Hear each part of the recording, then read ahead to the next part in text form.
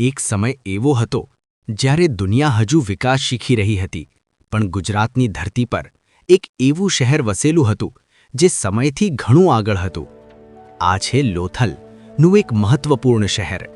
અહીં બનાવાયું હતું વિશ્વનું સૌથી પ્રાચીન ડોકયાર્ડ, જ્યાંથી મોટા જહાજો દુનિયાના દૂરના દેશો સુધી જતા હતા. લોથલના લોકો મણકા, આભૂષણ અને હસ્તકલા બનાવતા અને તેનો વેપાર મેસોપોટેમિયા સુધી કરતા. એટલે કે આજથી હજારો વર્ષ પહેલાં પણ ગુજરાત વૈશ્વિક વેપારનું કેન્દ્ર હતું. વિચાર કરો, 4500 વર્ષ પહેલાં એટલી અદ્યતન વ્યવસ્થા કેવી રીતે શક્ય હતી? પણ પછી આ શહેર અચાનક ખાલી થઈ ગયું.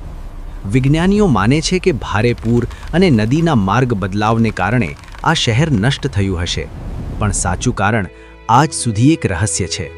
લોથલ, એક એવું શહેર જે આજે પણ પોતાની કહાની છુપાવીને બેઠું છે.